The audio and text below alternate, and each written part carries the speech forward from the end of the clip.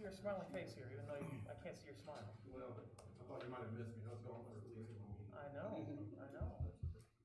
Thinking. And Ryan's here. That's good to see. How you doing, sir? Wearing the shirt and tie this week. It's Christmas. Yeah. It's an early gift to you, Steve. Hey, you know, appreciate that. That's not costing a second. Does he charge us if he's not in suit and tie? All right. I'm okay with that. Come in sweatpants. I'd like to see our city attorney be as comfortable as possible. Seriously. Well, don't say that. Well, yeah, it's true. I'm never comfortable up here. Keep you on your toes. See Ryan coming in with pajamas sometime in the future. There you go.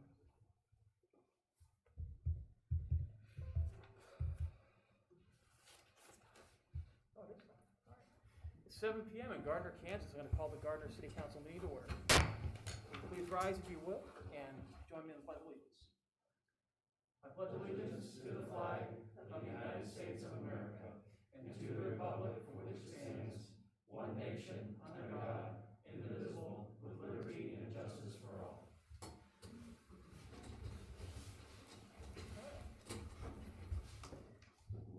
Well, as this is the last meeting of the calendar year, happy winter solstice, and if you didn't get a chance to see the Christmas star out there, it was brilliant. It's beautiful out there.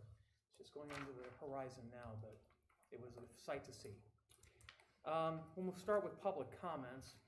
Members of the public are welcome to use this time to make comments about city matters or items on the agenda that are not part of a public hearing.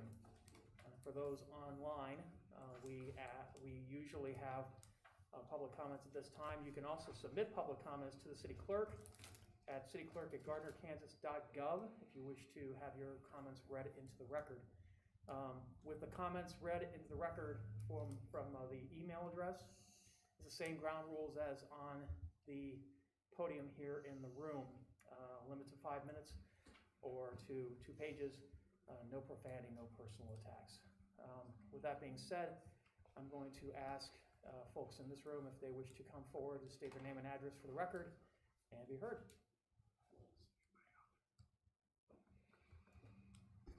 Seeing no one coming forward, we'll move on to the consent agenda. Is there any member of the council who wishes to remove an item from the consent agenda? Number 5. Okay. Any others?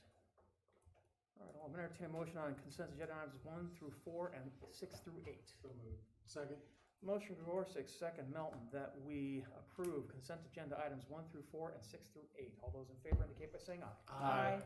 All opposed? Any abstentions? Consent agenda items 1 through 4 and 6 through 8 are approved.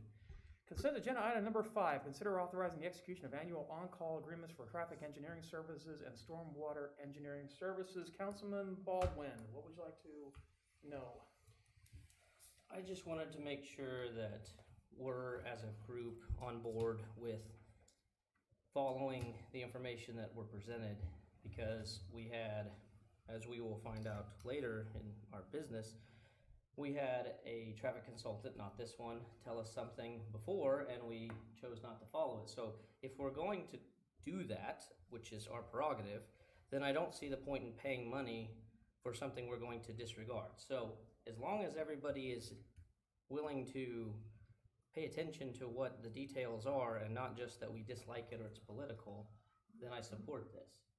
But I think we should all be cognizant of what this really is. That's a good point. Anybody else have any comments about this? Yes. No comment. I mean, you want to expand a little bit more? I mean, So, Roundabout. basically we had the other traffic consultant, not this one, right? We requested a study. We had them present to us twice and to the public, and then we chose to not do something that would improve safety, not do something that would improve traffic flow, and as we're going to find out later, will cost us more. So I just don't see the point in paying for something if we're going to disregard it for a reason that I'm still not sure why.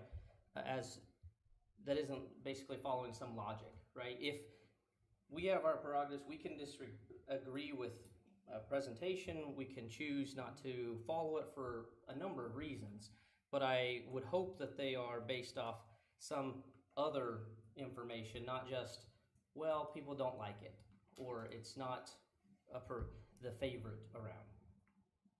So, since this is coming up, it just happens to be the same time, I thought I'd point that out and that we should be cognizant of that. And if it might be worth staff keeping track of how many times we disregard something to see, if we disregard a certain consultant more than half the time, maybe it's not worth paying them. Well, Right? And it's not against the consultant, that just means we don't need their services, right? That's what we're saying when we disregard them. well, I mean, we have unencumbered, and Jim can correct me, but we have unencumbered, or maybe it's encumbered. We have a lot of money out there that's earmarked for more consultants on top of this, generally speaking. So, I mean, elections are gonna change those that sit up at the dais. I understand that, but to your point, we've got a lot of money that's out there earmarked for more consultant-type exercises. We have, to your point, the opinion that may differ from the consultant for whatever reason. I agree with you, Mark, and I might take it a step further and say, if we're pro property rights, and the property in this case would be the city of Gardner, I think we've got to take a look at why we're making these decisions based on those that are out of our community or out of our property lines, if you will. Okay. And I don't know, that just, to your point on the roundabout, it kind of boggled me as to how we came up, or how we came to that decision, knowing that we had already invested in that data to help make that decision. And so to your point, here we are again. I do want to be clear. I'm not saying that just because we pay somebody and they give us data that we have to No. always go with that just No. because. No, Right, but I think we should have a valid reason why we're disregarding the people that we're saying are experts, well, their opinion. yeah, and I think that we're also identifying that those subject matter experts know what they're talking about, and that's the reason why we're paying them for that data, that input, that direction. Right. And if we're not going to listen to the subject matter experts a high percentage of the time, I think back to your point, then why are we, roping them in, hiring them, et cetera? Can I point something out real quick? Yes, sir. When I was, the roundabout initially got voted on when I was on my way back from Colorado, where I had no cell phone or internet coverage for a week. So I missed that meeting, I understand, that's on me. But I was trying to call in during that meeting because the problem was when this body voted to have a study done, this body voted to say, we would like to vote to have a roundabout looked at in that area. Not, hey, can we have you guys come back and give us what ideas would work best? This body specifically voted for a roundabout to be evaluated at that time. I wouldn't remember completely that. agree with No, that. It no, was that was to investigate whether or not a roundabout was feasible. Okay, Right. so we use a roundabout. That's A correct. roundabout's feasible wherever we want it to be. Well, So that's my point is, it was decided at that point what would be, it's a roundabout or something else. And then they're always gonna go with a roundabout because that's always the easiest thing to do. Now, so I just wanna point that out, that we led them to the roundabout right out of the gate. No, the traffic I engineers actually disagree. had 3 options, and the one that they recommended was the roundabout. We asked them to go back and take a look at that vis-a-vis other options to see whether or not there would be a different recommendation. And they did come back and still recommend the roundabout. Well, But the the original recommendation they gave us on the initial traffic study without any of our input was the roundabout. And it always will be because there's no lights, there's no anything else, but they're not typically in that proximity of the schools. All right, so we're gonna be. Anyway, so, this is not- this. I'm just we're talking pointing about out this particular. That when we're item. talking about experts, if we're gonna lead them to something ahead of time, I think that's part of the problem. I don't think that we did leave. Okay. That's the thing. Well, and let me play off of what you're saying, Rich. I think you bring up a fair point. I think there has to be a certain amount of leading for these subject matter experts and these consultants to go out and do diligence at a cost, no less, but there has to be a certain amount of leading. And I think that's why we were all elected, is to lead in some capacity or shape or form. And in this case, we did lead them, not specifically to the roundabout, but to take a look at and analyze that intersection for what? The bedrock, as I remember, it was for safety of children. Yes. It wasn't a roundabout, but that's just the way I recall it. Well, we were looking at that from the standpoint of incorporating the school district and the fire district into the conversation specifically. Well, And I think we did do that. well, I think if I remember right, what happened was we came to the idea of the roundabout and then went to those partners and said, here's what we want to do. But- Am I correct in that But assessment? we did not come to roundabout. The engineers who did the study came back with 3 recommendations, and the one that they recommended to go forward with was the roundabout. And And we then- asked them, did you run this by the school district and fire district? And they said no. Right. And so what we said after that was, let's go on ahead and incorporate the school district and the fire district, give them the presentation and see where we go from there. And they were against it. And they were against it, yes, you are correct. Okay. So that's, I just Anyway, wanted to make I that didn't mean to clear. open a huge can of worms, but No, that's later. fine. I just wanted to be cognizant of what we're looking at, and Uh-huh. every time we look at a consulting, contract, that we need to understand what it is we're really asking for Exactly. from them when we spend our taxpayer dollars. Understood. All right, is there anything else that you wanted to address with this item? No wonder. Anybody else on the dais? All right. I'll go on ahead and move to a motion that would, I have a motion on consent agenda item number 5. So moved. Second. Motion Melton, second Baldwin, that we authorize the execution of annual on-call agreements for traffic engineering services and stormwater engineering services. All those in favor indicate by saying aye. Aye. All opposed, any abstentions? Consent agenda item number 5 passes. There's nothing on planning and zoning consent, no committee recommendations or old business. We'll move on to new business item number 1. Consider approving an ordinance levying and assessing maximum special assessments on certain lots, pieces, and parcels of land liable for such special assessments to pay the costs of certain infrastructure improvements to serve the Hilltop Ridge residential development in the city, also known as the Hilltop Ridge Offsite Sanitary Sewer and 167th Street improvements. Matt Wolf, and I believe that these both agenda items 1 and 2 are kind of the same package, although we do need to we have to pass 2 ordinances. If you want to combine your presentation for both of those, in the interests of Will do. brevity, that'd be great. Thank you. As the mayor pointed out, these 2 agenda items are related to each other. It's basically 2 different special benefit districts related to the Hilltop Ridge residential development. Back on October 19, 2020, council approved both petitions from the property owner for the formation of a benefit district to construct certain infrastructure improvements for that residential development. The property owner is the current sole owner of the property within the benefit district. There's no need to hold a public hearing for the assessments. The attached ordinances levy maximum assessments for both districts. Bond counsel Ellsworth is here tonight to answer any questions you might have. It is staff's recommendation that you adopt the ordinances. Okay. All right, any public comments on new business items number 1 or 2?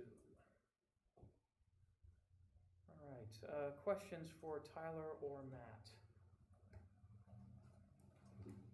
I did have one question, Matt.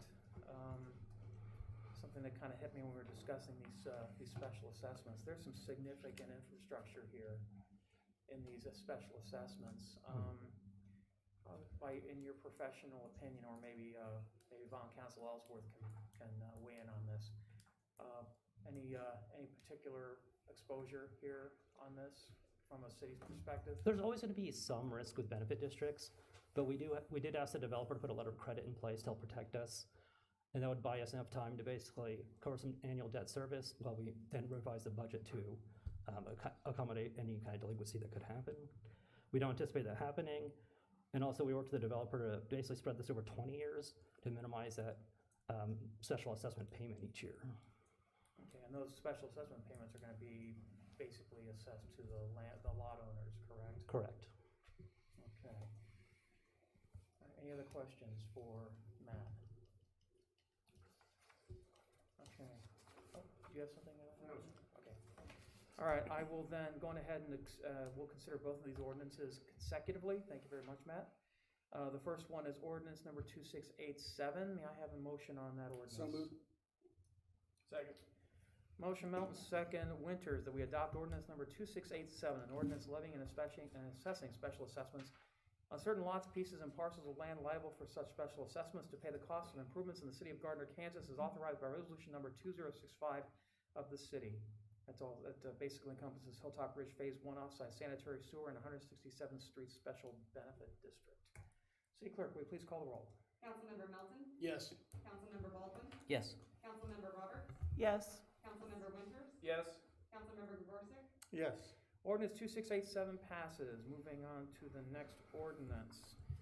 May I have a motion on ordinance number 2688? So moved. Second. Motion Melton, second Baldwin, that we adopt ordinance number 2688, an ordinance levying and assessing special assessments on certain lots, pieces, and parcels of land liable for such special assessments to pay the costs of improvements in the city of Gardner, Kansas, as authorized by resolution number 2066 of the city, also known as the Hilltop Ridge Phase 1 First Plat Internal Improvement Special Benefit District. City Clerk? Councilmember Baldwin. Yes. Councilmember Roberts. Yes. Councilmember Winters. Yes. Councilmember Jaworczyk. Yes. Councilmember Melton. Yes. Ordinance 2688 passes. Now we move on to the fun stuff. New business item number 3, consider adopting a resolution consenting to an agreement, assignment, I should say, and assumption in connection with a commercial facility financed with the city's industrial revenue bonds taxable under federal law. This is Series 2018 USIR2 Gardner LLC. Matt? The Excelligence IRBs and tax abatement were put in place in 2018. The abatement runs through the calendar year 2028. During the term of abatement, USIR owns fee title to the property. USIR leases the property to the city, and the city leases it back to USIR for rental payments sufficient to pay the principal and interest on the bonds. USIR in turn subleases the property to Excelligence. USIR wants to sell their interest in the property to Mercury Street Industrial. As a part of the sale, USIR would assign all of its interest in the IRB, including the tax abatement, to Mercury. Section 9.2 of the IRB lease between the city and USIR requires the city's consent before the assignment and assumption can take place. Council is being asked to consider the attached resolution, which should provide the necessary consent. Bond Counsel Ellsworth has reviewed the request from USIR, has prepared the resolution providing consent, and will be available to answer any questions you may have. Okay, great. Thank you very much, Matt. Public comment on new business item number 3. Questions for Matt or Tyler on this resolution number 2076?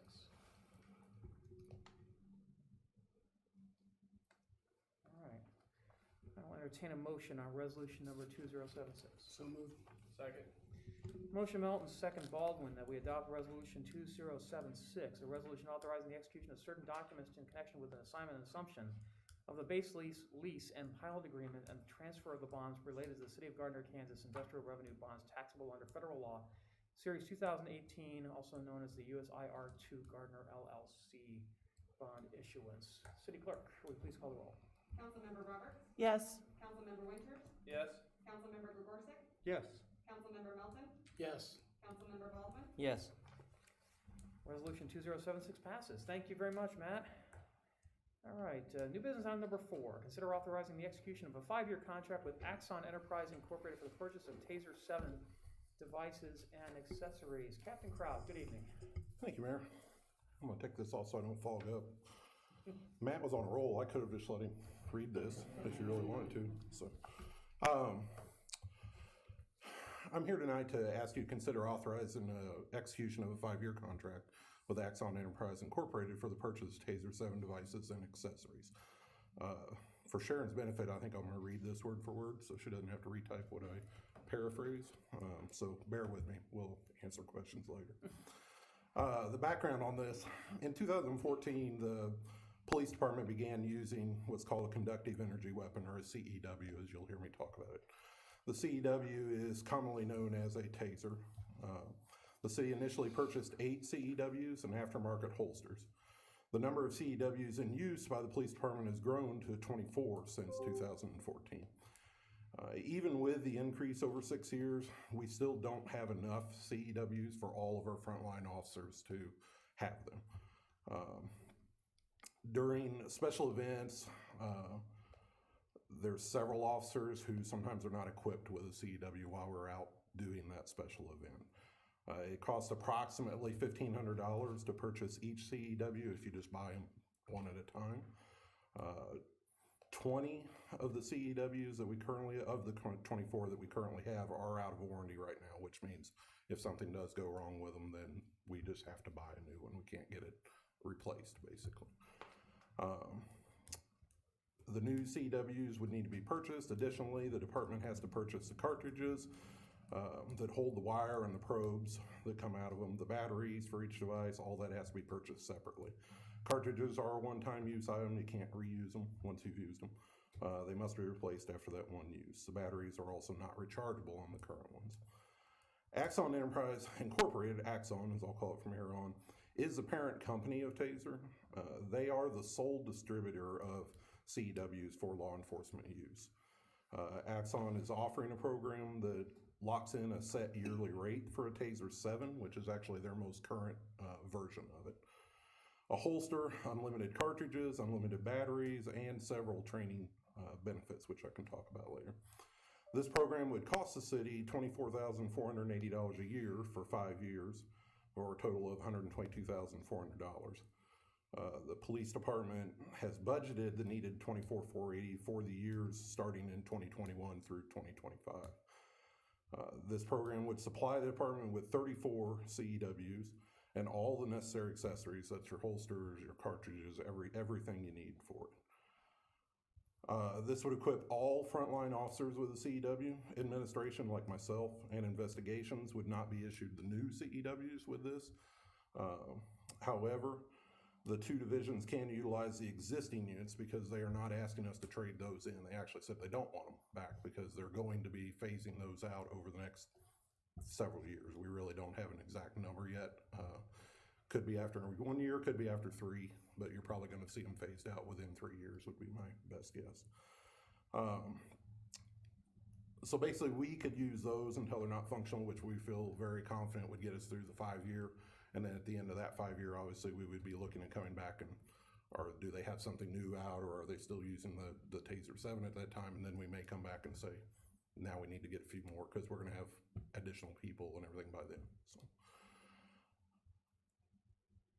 So this program also includes several additional items such as a virtual reality headset for training, vouchers for 2 trainers. We currently have 2 trainers, but they're going to be due in about a year for recertification. So this program gives them, that training's already paid for. We just have to send them now. We would still have cost if we have to send them with a hotel or anything like that. But the roughly $1,000 or so per person training cost would be part of this program. So the contract was actually proposed to the department early in 2020 during the budget preparation work, and that's why we had it already in there for next year and then on through 25. Due to the age and the majority of the CWs in service, the opportunity to have cartridges and batteries and everything supplied in the program at that yearly cost, we felt it was beneficial for us to place it into the budget with the intent of continuing clear through the 2025 budget. Axon contacted us recently, actually on December 4th, and advised us that they had been told, or their salespeople have been told, that there's going to be a substantial increase in the cost of the program after January 1st. They have not told the salespeople exactly what that's going to be yet, but they have told them they're going to cut out some of the benefits such as the VR headset and some of the training vouchers and different things like that are going to be cut out of the program after January.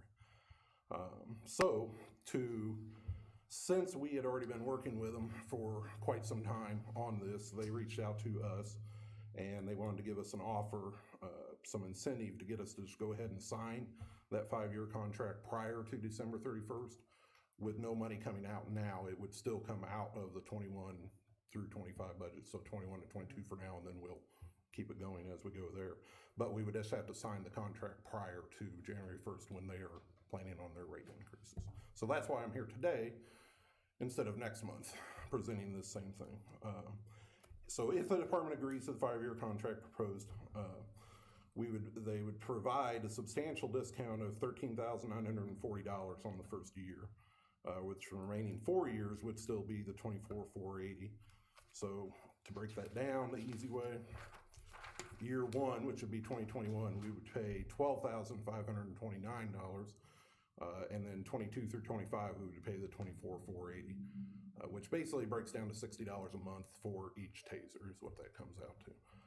We have already in the 2021 and 2022 budget, the 24,480 is already budgeted in, which you have already approved. So that money was already sitting out there. So basically we'll end up with, sorry, I've got the number right here somewhere, $11,951 in savings in that first year if we just agree to go ahead and sign this now. So that is our recommendation as a staff to go ahead and move along with it, and I'm willing to answer any questions if I need to. Thank you very much, Captain, appreciate it. Excellent presentation. Any public comments on new business item number 4? Seeing none, any questions for Captain Crowd? I'm 100% on board as long as you come up here and tase the mayor for YouTube. If you give me about 20 minutes, I could probably get one of my instructors here. So. I'd rather do it with the state-of-the-art one. Thank you. You heard it here. He's ready to get tased with the We can make state. that I don't want to No. do either one, but you know. All in favor? It's only about 5 seconds. You guys don't get a vote on that. I I'm do have not a gonna let question, one. Mayor, before you get on. Yes, Councilman. And I do appreciate the offer, Councilman Melton. With all that said, the only takeaway that I had after reading this, and Mr. Pruding's already answered my question, but just for the record, I was just concerned about the investigators and the admin staff having CEWs that we know, a high percentage we know that are gonna work just in case they get, called to something or something even occurs at the Justice Center. So are we comfortable with utilizing the existing ones versus adding to this order, considering that we do have a large savings? Absolutely. We've 5 of them currently are actually still in warranty. So I want to say they're still good for about 2 more years of the 5. So those 5 right there, which would cover all of investigations and 1 of us on the admin side. So that really only leaves about 3 more really that we have to have at that point.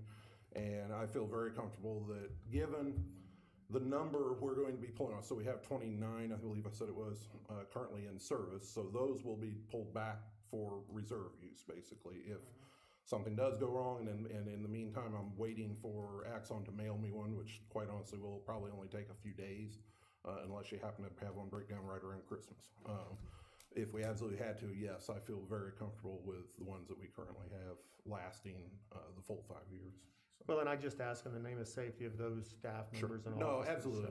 So, okay. No, it's not that all of these are literally, ready to fall apart right now, but could they with daily use? Yes. So as patrol uses them, there's what you call a spark test, which you have to do on one each day that you're going to carry it. So with patrol using them, you're looking at 7 days a week, and some of these are getting spark tested 3 times a day, 7 days a week. Right. And what we've noticed on some of those is it's started to cause problems because it's being arced way more than it should be. So you get some burning on your cartridges, so cartridges go bad. And we're also finding out you're running the batteries down consistently more. So us on the admin and the detective side, you're looking at the spark test 5 days a week and only once every day. Well, I fully support it. I just wanted to bring that No, up. and it's a good question, and yes, I'm prepared to answer that. Absolutely, we feel comfortable with the ones that we have being appropriate for the people that we're talking about using. Thank you. I support it too, and that was a great question, but I'm even more surprised that Randy and Rich were agreeing on something. Anytime the mayor's getting tasered, I think Randy and I are in agreement. Speak for yourselves. Anyway, I think in I the, appreciate it. for just unity causes, Mayor, that sounds like a really I mean, great you're talking plan, about the so. biggest live stream we've ever had. oh my gosh. Yeah, I'll tell I'll you. make a motion for this. No motions. That's out of order. Mayor, Yes, Mark. I support this. We're only spending $10,000 more than having them, the entire battery twice. And that's gonna cover all those cartridges and the batteries and everything else for the 5 years. Yes. But I would like us to keep track of this as far as how many cartridges, battery, how many Absolutely. recalls, those Absolutely. type of things we have since the contract is going up? Sure. Because in 5 years, this might be a whole We nother will be ballgame. back in 5 years, so yes, that's a very good point. And to build on what you just brought up, the cartridges are actually, that's a big part of this. The unlimited cartridges. We've actually gone 2 years now without live firing them in training because we've been trying to save the cost on cartridges. And because of the spark test is using cartridges up, we just didn't feel it was appropriate to continue doing. Now, it's not a requirement certification wise to do that, but it's good training for the officers to actually get the feel of pulling the trigger and seeing the probes go out into, you know, a training mannequin that we have that we use for it. And with this program, we're actually going to get even more training ability. But the cartridges is actually really big. And the batteries actually changed to a rechargeable battery with the Taser 7 as opposed to the one-time. The batteries that we currently have, basically when they're dead, they're dead. There's no bringing them back. These will be rechargeable, so they will actually last longer. We'll be able to keep using them. Okay, good. That's good, that's good, okay. Thank you very much, Captain. Any other questions on this contract? For the record, I am absolutely in agreement. We need to go to more of a lease type of arrangement anyway. It helps us to be able Well, and that's, you know, I hate to call it a lease because at the end of this 5 years, they're ours. They're not a, we don't have to turn them back now. At the end of the 5 years, I fully would expect they will be just like they are right now. They're not going to want them back. So at some point, we start having to figure out what are we going to do with all these extras, but I'd rather have that problem than what I have right now where I just don't have enough. So, Well, that's actually even a better deal if we're right. able to get those also replaced under warranty. And, yep, no cost. Just you send it in, they send you back.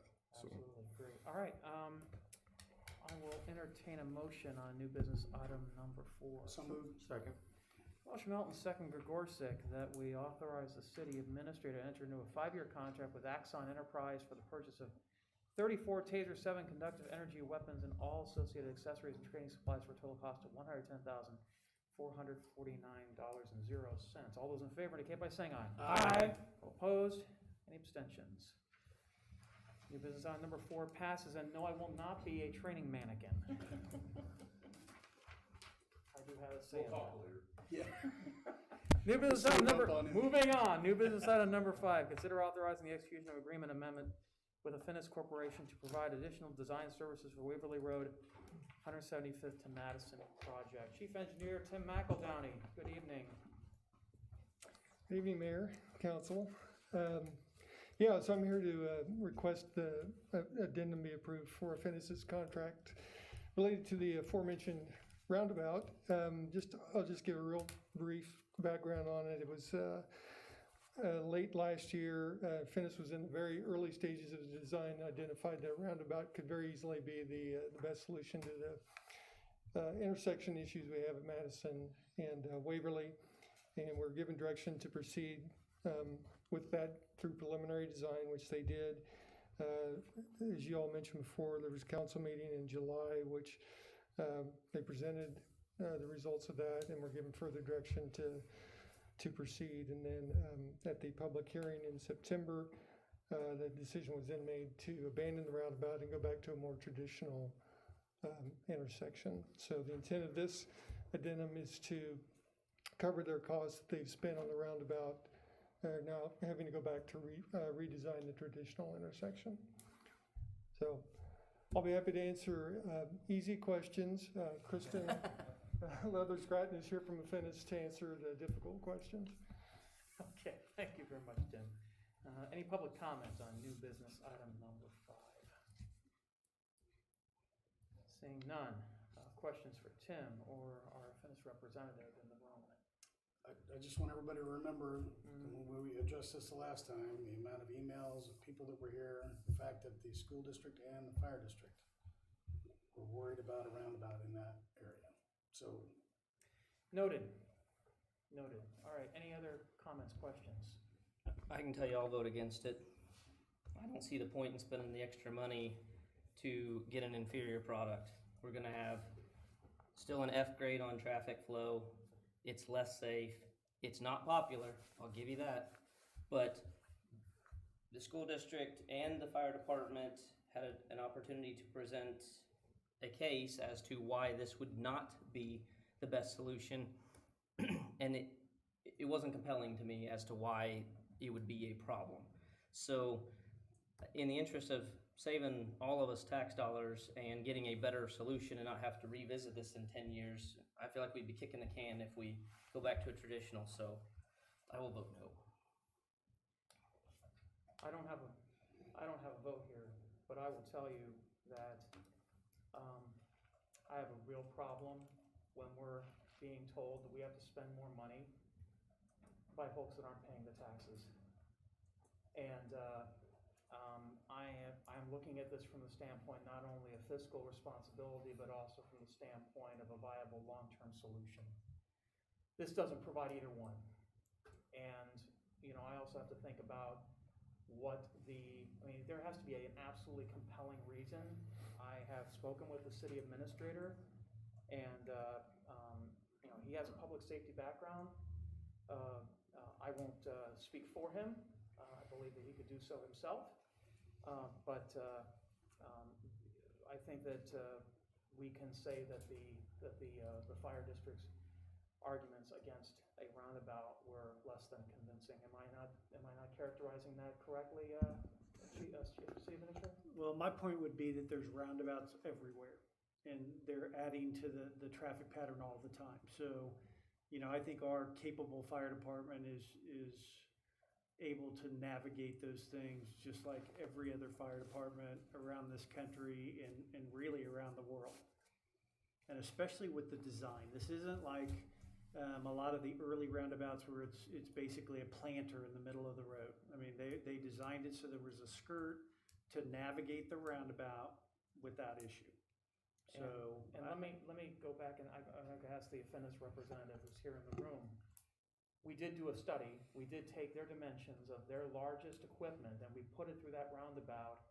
And I believe that when that happened, they were able to show convincingly that the roundabout could handle that size equipment. Am I not correct in that? Yes, we have a software program that allows us to put the exact dimensions of any type of vehicle around that. We can see their wheel path, not only the front wheels, but the rear wheels, to see where they land throughout the intersection. And we were able to show that the fire truck and school buses could both navigate through the roundabout without getting onto the apron, or if they did, it was just slightly, so. And then the question about there were two questions that were brought up by the school district. One was the queuing of traffic into Madison Elementary School, which I believe has been pretty well established that has nothing to do with the Waverly and Madison intersection itself, but actually the way that the queue is designed. I believe that Affinis's engineers actually worked with the school district to identify the choke points. Am I not correct in that statement? Yeah, we actually did. We looked at them, and the school district has done a lot with that. I mean, it's just a tight intersection, or so close the entrances are to the intersection. There's maybe a little bit of opportunity to help with that as well. But we stopped conversations with that when we went back to the traditional intersection. So they were, I'm not gonna say they weren't responsive, but they felt like they had it in hand, so. Understood. Okay. So the last thing they had was crossing guards. The question they had about crossing guards and having at least one more crossing guard added potentially to that intersection. That was their argument. What's the merit of that argument? Do we Well, need? I can, if another crossing guard's needed, we add another crossing guard. I mean, it's not anything that would stop the project, or, I mean, we're not gonna put one crossing guard out there if we need to. We're paying for those crossing guards, correct? Absolutely. Okay. And what's the cost per crossing guard? I'm sorry about that, Captain. No, I'm sorry. I mean, I don't have the exact numbers with me, but, yeah, we think probably roughly $2,000 a month, maybe. They're obviously part-time. They don't work but 2 hours a day, basically, whenever school is in. So it's not a huge cost. And the city administrator is absolutely correct. We would never stick just one out there and say that's all you're getting. I do know of at least one other roundabout right by schools in Johnson County that is running on one, but that doesn't mean ours can. The way the kids come and the way it goes through it, yeah, we very well may need to, and if we do, we add another. I mean, we're prepared to do that. Well, and to that point, and basically irrespective of the cost, I don't think there's anything inherent to a roundabout, and Finis can speak to this, that would definitely require an additional crossing guard that a traditional intersection would not, for the same traffic flow and the same movement pattern of the pedestrians. So if we need to, it's because we need to because of what's happening at the intersection, I think, regardless of if it's traditional or roundabout.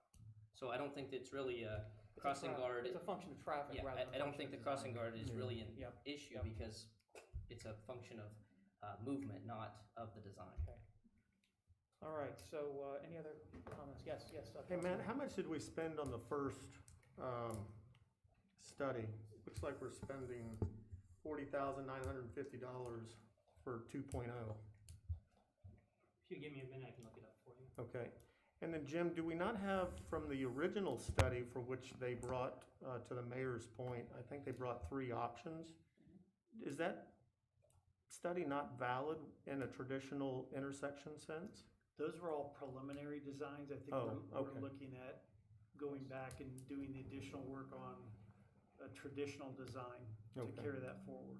I misunderstood. And I know Matt's looking, it's difficult to extract just the roundabout from this project. I mean, it's part of the larger project, so, So if we went with, excuse me, roundabout, would there be additional dollars for the study as well?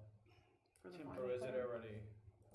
Well, I think at this point, if we went back to the roundabout, there's some additional time we had to finish put in with the public meetings and presentations and that would be costs that would have to be recouped, but we're talking a few thousand as opposed to 30. I would say ballpark, we're probably looking at, of what we're asking here, about 30 of it is directly related to the roundabout. We have some additional items too that we're including the looking south, doing design south of Santa Fe down to US 56. And that would allow us to do more of that work, which is kind of important.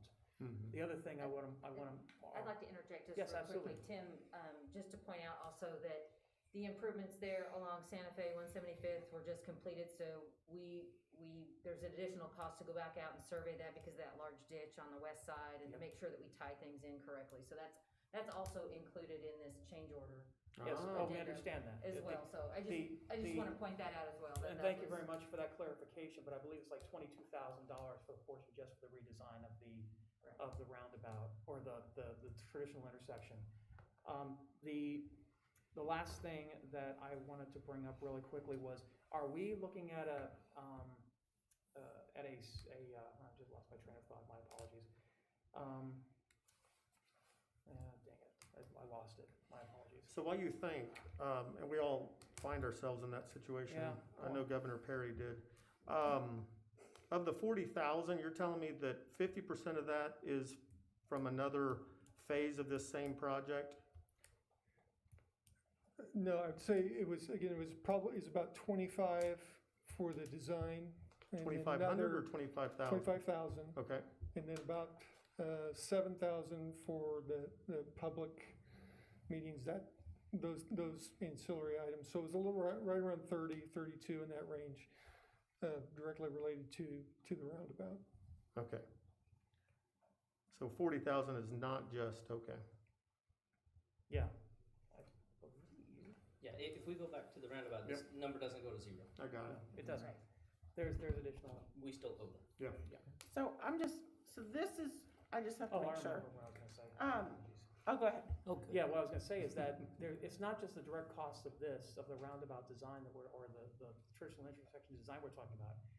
We've already been told by the engineers that is not going to be a sustainable solution for the long term. We're talking within 20 years, it was gonna be pretty much all the way around on the east side of the intersection and Ds and Fs on the west side. But you know, so we're talking about, even with the old projections, now we're looking at potentially new houses going in very close in proximity to this intersection. This might not last for 10 or 15 years. Now we'll be right back in the same position here, spending a couple $100,000 to come up with another solution. And For the same problem. for the same problem, which is putting good money after bad, in my opinion.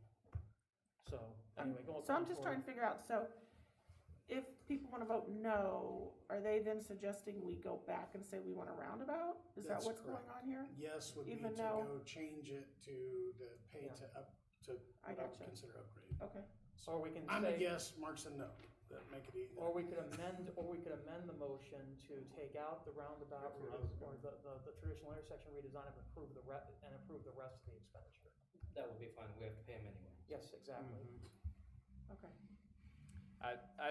I tend to agree with Rich. I don't know. The school board, the school, I mean, they were pretty adamant about, they were concerned about safety, as well as the fire department. We may disagree, you may disagree with their viewpoints on that, but I mean, I don't know. So is the intersection gonna be any safer in 10 years with this approach versus the roundabout? It's all speculation We at don't this know. point. Yeah, I mean, we don't know what's gonna happen 10 Right. years from now. That projected stuff could happen, could not happen. You just don't know.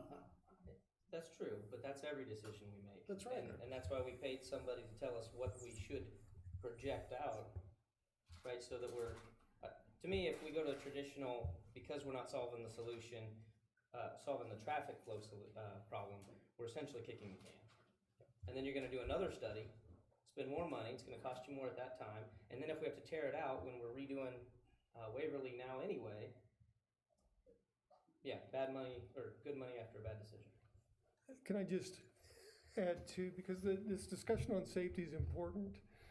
And I think Finnis made a really strong case that, the data shows that roundabouts are every bit as safe, if not safer, for pedestrians than the traditional intersection. And so that was made, and again, the school district had their own perception of safety, but I just want to make sure that, we weren't just focused on, okay, what can move the most traffic.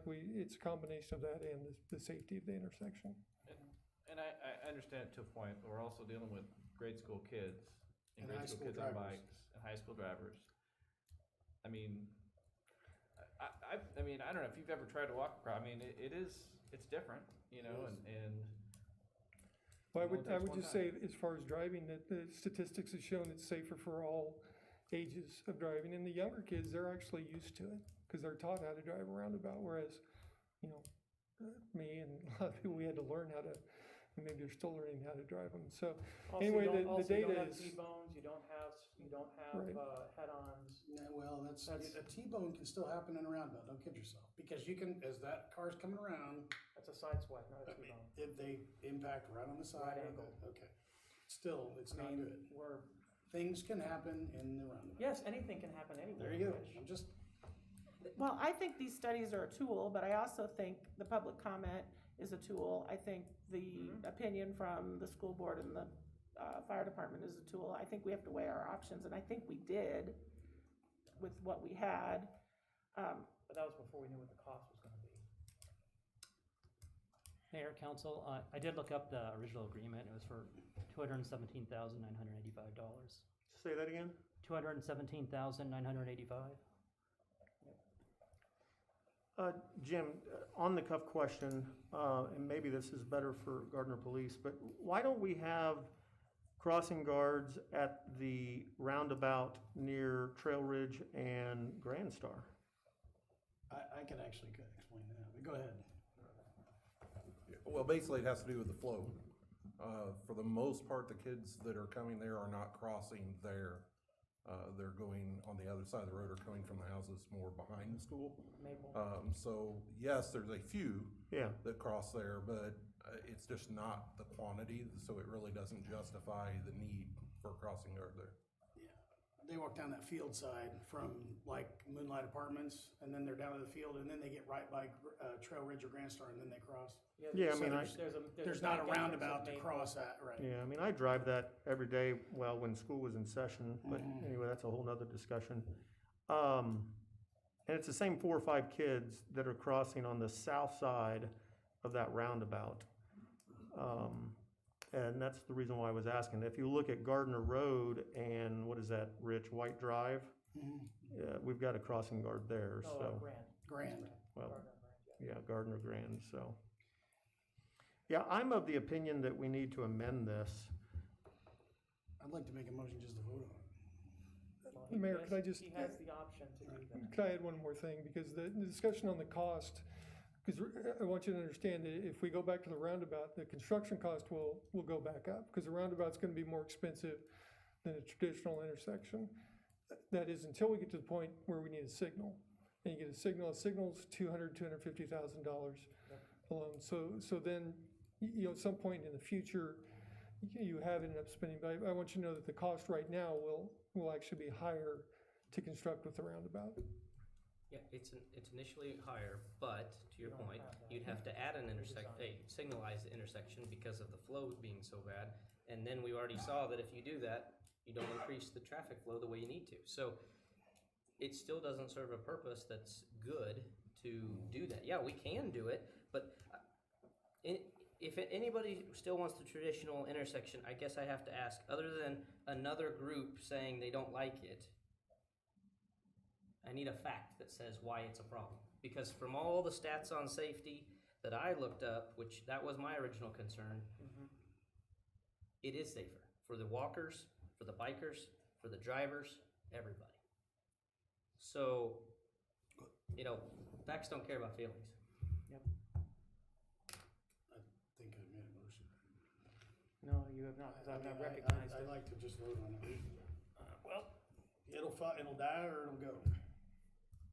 And then we can, if it doesn't go, we can piecemeal it out. all right, we can do that, we can reconsider afterward. All right, I'll second. all right. Rich. Motion Melton, second Winters, that we authorize the city administrator to execute amendment number 1 with the Finnis Corporation to provide additional design services for Waverly Road, 175th and Madison project, and an amount not to exceed $40,950.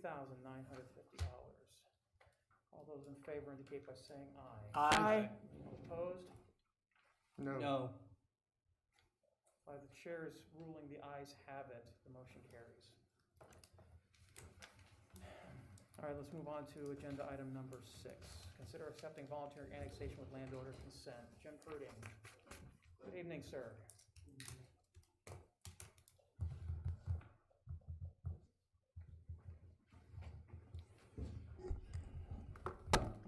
This was a late add to the agenda. I was contacted by the 3 homeowners in the first new business item on Thursday night and finished the consent annexations today. These properties are directly below Tuscan Farms and north of 199th Street. I've got consent annexation agreements signed by all of them, recommend approval. Okay. I suppose we could also consider number 7 as well as part of that, so. Number 7 is separate because there was one property in the middle that did not come in for this meeting. It is just one piano key over to the east. And this will, that one property that didn't come in will be the only ones between I-35 and Gardner Road on the north side of 199th Street. Okay. All right, so we have to do these voluntary annexation ordinances separately for state statutes. So I'm going to ask that, well, first of all, we have public comment on either new business item 6 or 7.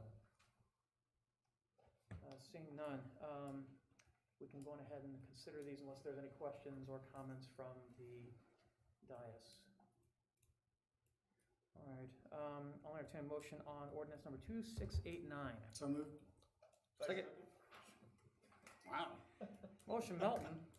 Second everybody Winters. else. Yeah, second Winters. That we accept the voluntary consent annexation request and adopt ordinance number 2689, an ordinance annexing land to the city of Gardner, Kansas. City Clerk.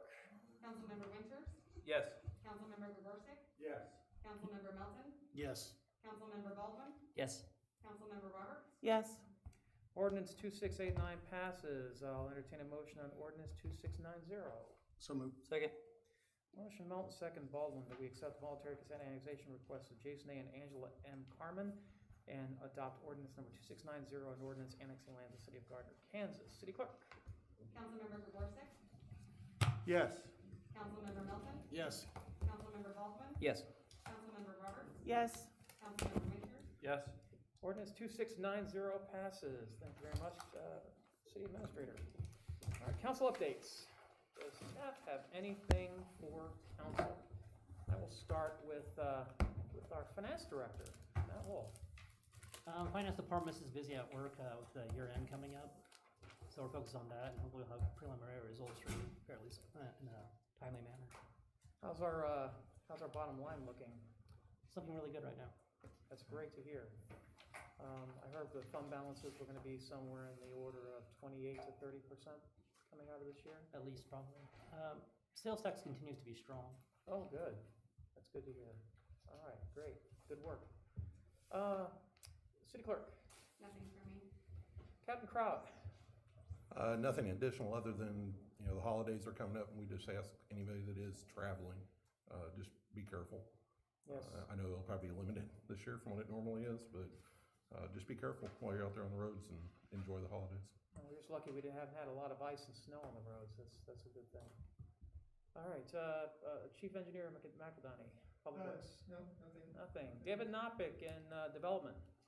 Not much to add. We have a new employee started last week as an administrative assistant to the department, which will help us with a lot of our processes and Great. Support for the planning commission efforts there. So we're looking forward. She started Wednesday. Melissa started on Wednesday. We are shifting Christy over into her area of expertise, which is more oriented towards landscape architecture and helping with the building permit processes. Great. As well. So that should be an improvement to the number of processes. That will be a big help. Thank you very much, David. And yeah, we've got a lot of big projects coming, so keep you guys hopping. Parks and Rec, Jason Bruce. Just real quick, I wanted to thank everyone that went out and participated in our holiday lighting judging.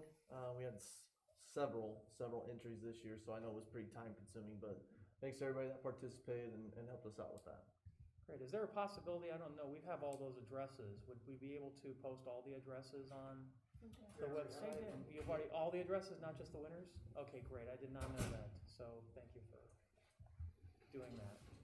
Appreciate it. Gons Garcia and Utilities. Looks like you guys are already starting your work over at Gratis, so. Yes, sir. Some of the work over there. So what else we got? Smart meters, slightly over 6,000 electric, 200 water meters. Great. Then back in 2012, Gardner Energy began the replacement of LEDs for streetlights. As of today, we're 99% LED. Oh, wow. Yep. They're much brighter too. They're nice to see out there. More light for less energy. Yeah, and they don't go out like every 5 or 6 minutes like the old Mercury days. So that's nice. Yes, sir. All right, City Attorney, I saved you for last. Thank you. Nothing from me. Okay. City Administrator. I had a Zoom call this week with Penny Postock Ferguson, the county manager, and one of her assistant managers on 199th Street. And that was precipitated by our resolution that we were going to, we wanted to revisit the Southwest Johnson County area plan.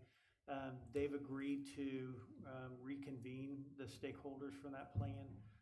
So we'll include members of council, we'll include members of the community that live along 199th Street to revisit where we currently are versus where they expected to be 7 years ago. So after the first of the year, we're going to start that process. It's good to hear. Thank you very much for starting that conversation. All right, does council have anything for staff? Let's start with Rich. Wow, so excited. Yeah, I know. I don't have anything. Just make it easy on everybody. Yeah, exactly. Mark Baldwin. I'd just like to wish everyone a Merry Christmas and to start off their 2021 better than 2020 has been. Amen to that. Tori Roberts. Yes, I was right the first time. Tori Roberts. Councilwoman. I was don't really making sure because I know it's. Well, yes. Yes. I just wanted to wish everybody Merry Christmas, Happy New Year. Everybody be safe, and if you can just spend time with your family. If it's safe, do so, and 2021 will be better. Oh, I know. And I love your color coordinated masks. They're awesome. I love them. And thanks. And Tori sent us these, or gave us these wonderful cookies that she made herself. It's awesome. We never got this when Lee was on the calendar. Exactly. You don't want to be this cooking up. No, I don't think I would. So, Councilmember Gorsuch. Thank you, Mayor. I wanted to follow up with Mr. Pruding on the sidewalk parallel to Orscheln's along the east side of Center Road. So our internal inspection, the cross slope and the running slope were within limits, but the landing pad and the way that it was, because there's no middle landing pad, Mike thinks it's probably not in compliance, so we have an engineer that's gonna come out and take a look at it, and if it needs to be replaced, we'll replace it. Well, the ADA community thanks you. And the last thing I would say is, well, Merry Christmas. Again, Happy New Year. I think it could only be better in 2021 compared to how 2020 dealt its final card. So Merry Christmas. Thank you. Here, here. Council President. Yeah, I just want to say thank you to Jim and director staff, finance department for really buckling down and being proactive and ending the year on such a high note with our fund balance, with everything that's going on. I think that's a great job. Be commended for that. Thank you. Absolutely. And I'll piggyback off what the council president just said.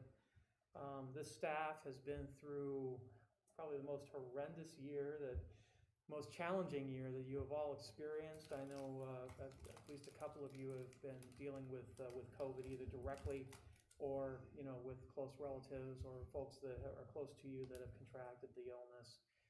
It's not anything to mess around with.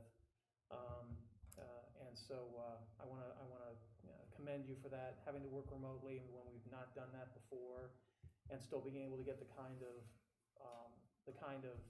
productivity that we've had, that the citizens have come to expect is admirable. It's admirable, and it's a great testament to the integrity of our staff as well. So wanted to give you all kudos. We didn't have a Christmas party this year. I'm hoping that we'll be able to make up for that next year. But in the meantime, Merry Christmas to all of you. Happy holidays, and let's reconvene again in 2021 under better circumstances. We've got a vaccine coming, so that's awesome. Having said all that, I will entertain a motion to recess into executive session. So moved. Motion Melton, second Gorsuch, that we recess into executive session pursuant to KSA 75-4319B2 to discuss matters of attorney-client privilege regarding the Big Bull Creek wastewater treatment contract beginning at 8:03 p.m. How many minutes do we need, Chief City Administrator? 15. I'm sorry? 15. All right, so we'll be returning to regular session at 8:18 p.m. All those in favor indicate by saying aye. Aye. Opposed? Any abstentions? We are in recess.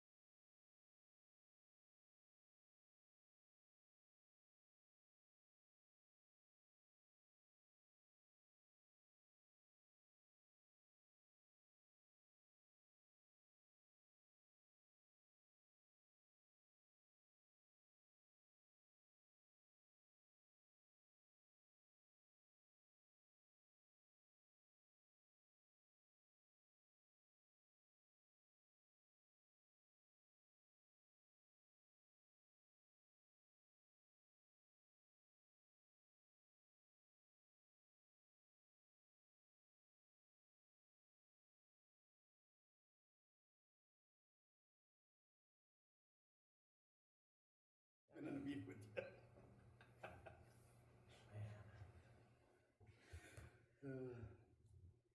It's okay. Merry Christmas, Rich. I keep forgetting. Merry Christmas to I gotta everybody. go, I wait until the 24th to do shopping, you know, for everybody, because I figure if it's still on the shelves, it's destiny. They were supposed to get it. So, works out well. Should we ask Christy if that's worked out well? Oh, yeah, she loves it. She gets everything she wants. She loves bacon flavored cheese ball, right? Yeah, right, exactly. I mean, the frozen food section is totally full of stuff all the time, and it's all crock potable for the most part, you know. You And have to those get a crock pot. crock one of pot those times. bags, you know, that you put in the crock pot. I'll entertain a motion to resume regular session. So moved. Second.